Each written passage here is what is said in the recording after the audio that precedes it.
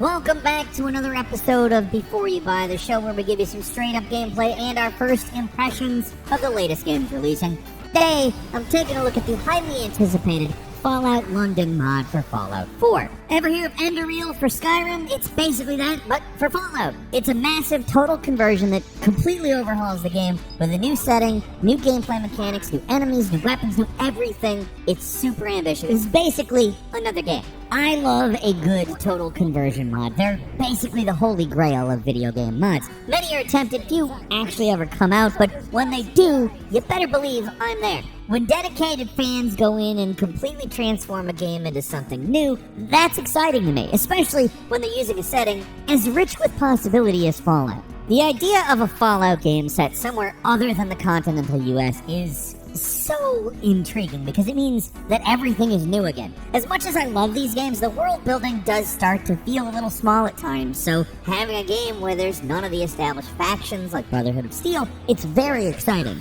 It's like a blank slate for someone to come in and make something that feels Fallout, but without all the stuff we've seen a bunch of times already. On that front, Fallout London delivers in spades. Actually, it delivers in pretty much any conceivable way. This is up there with the most impressive mods I've ever played, period. It's not without some understandable flaws. I mean, at the end of the day, it's a passion project made by fans, and it's completely free. Although, if you like it, you can go to fallout4london.com and donate to them, and I would highly recommend it because this kind of effort deserves some reward, honestly. Everything about it is just so frickin' impressive. One thing I want to make clear is that this is very much a first impressions kind of review. The mod's long. I've really only scratched the surface. So, I can't quite say if the quality is consistent all the way through yet, so keep that in mind. And one more thing before starting is there's a little troubleshooting to be done. It is a mod, so getting it installed isn't as easy as simply pressing install. There are a few more steps. The game requires Fallout 4 to be installed, obviously. And if you've got the game on Steam, you have to roll back the update. It sucks. But blame Bethesda on that one. Their next-gen update kind of broke a ton of mods, this one included. If you've got a GOG copy of the game, the process is a lot easier because that version doesn't have the next-gen updates. So all you have to do is install Fallout 4, then find Fallout London on GOG and install that. That's it. It's got its own page and everything, so if you're not the modding type, then the GOG version's the way to go. At the time of writing, Fallout 4 is on sale there too, so there's even more incentive to get it on that platform. GOG knows what they're doing, they know this came out, and they're trying to incentivize new players, I think.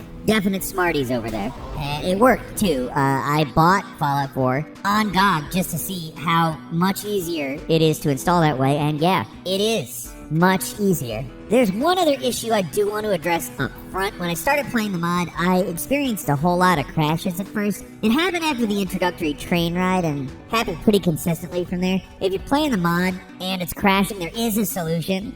Get the Buff Out 4 mod from Nexus and install that. That completely fixed the crashing problem. If you're not mod savvy, there is a helpful tutorial on Reddit.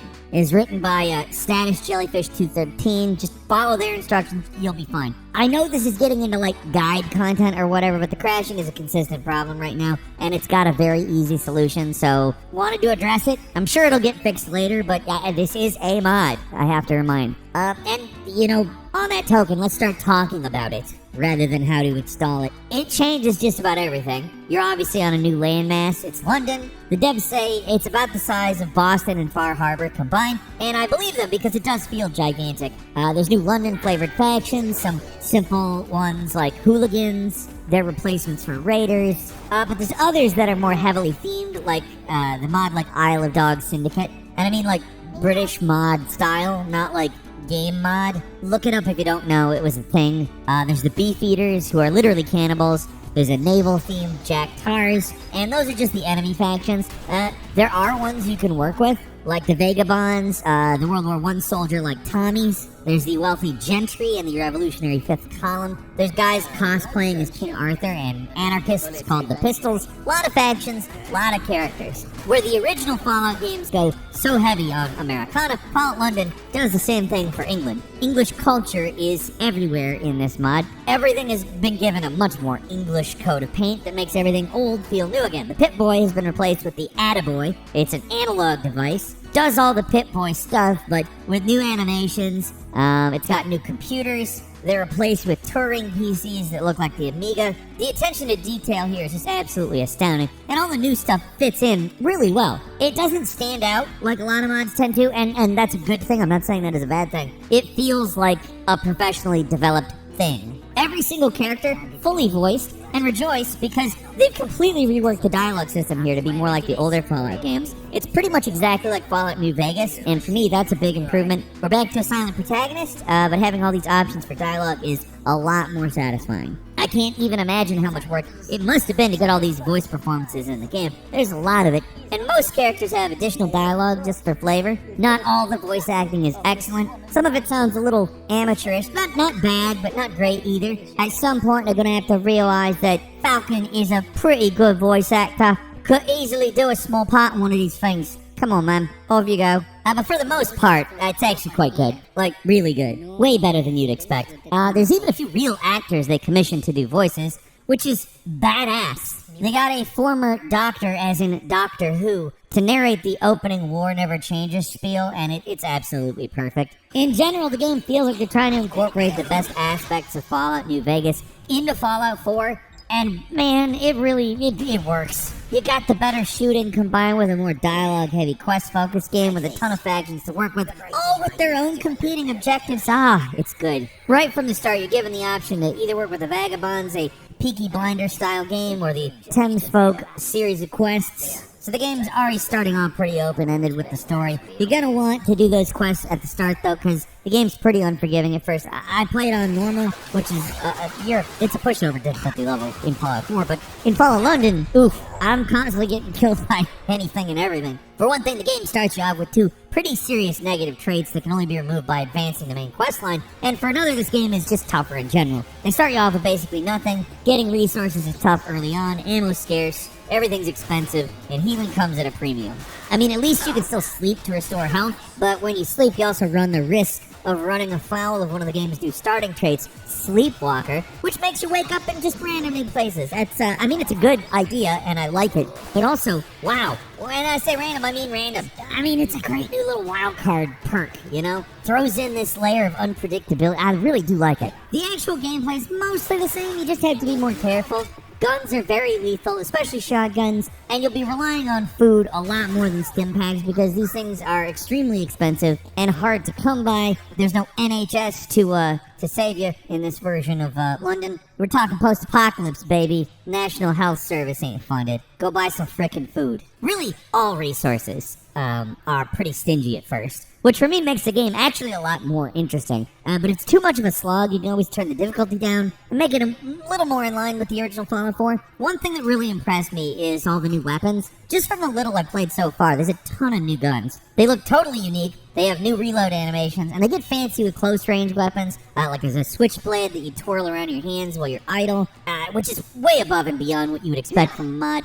There's fully modeled new enemies, not just humans and new clothes. I've only seen a few, like foxes, giant ladybugs, and some kind of crazy lizard creature, but everything I've seen looks great. And again, fits naturally into the game. It doesn't look out of place in the Fallout universe. Like, obviously, they have been creative, but they haven't taken liberties that make it feel not like Fallout at any point, at least at any point I've been to. Another thing I want to praise this mod for is mission design. They really are going for it here with varied and unique objectives, the sort of thing you don't normally see in a Fallout game. There's one part where you're riding a ferry through ruins and you get ambushed. It's like a set-piece moment from a Call of Duty game with explosive barrels and everything. It really surprised me. It's done very well, too. There's cool little moments like that just all over the place. Like this random part where you're crossing the Thames in a tunnel and it suddenly floods. It's not all big moments either. There's computers all over the place, voice recordings, notes, environmental details just everywhere. All without resorting to the skeleton and the bathtub cliche. The environments in this game are also dense as hell. Honestly, if there's one negative thing I could say about that,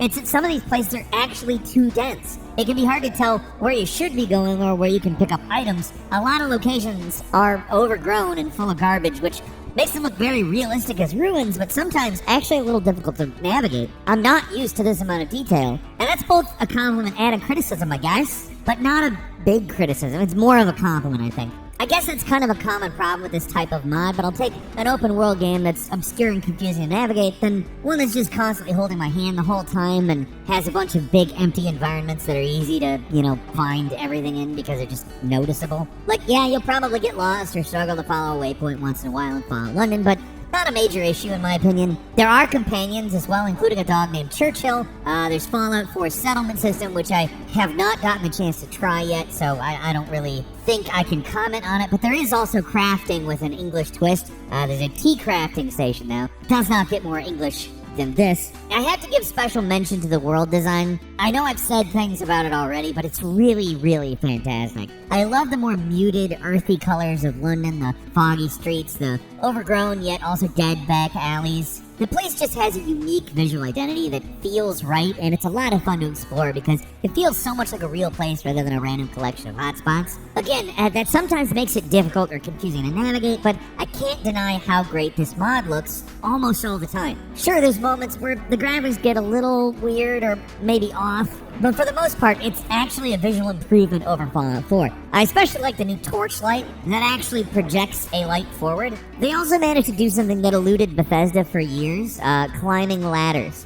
Which, yeah, really, actually, for real. London is a really interesting, moody location that's just a joy to explore. There's all these big monuments you'd expect to see, but also a lot of smaller, less obvious references. I'm sure someone from the city would really get a kick out of a lot of these things. And I also want to really praise the story, which sounds crazy when you're talking about a mod, but it is true. They do a great job making this world feel very different from the official Fallout games, but still part of the same universe. There's nothing that really feels rule-breaky, which is, again, pretty impressive. A lot of the time, mods are made almost specifically to break the rules and say, well, if I was in charge of Fallout, well, it would be like this.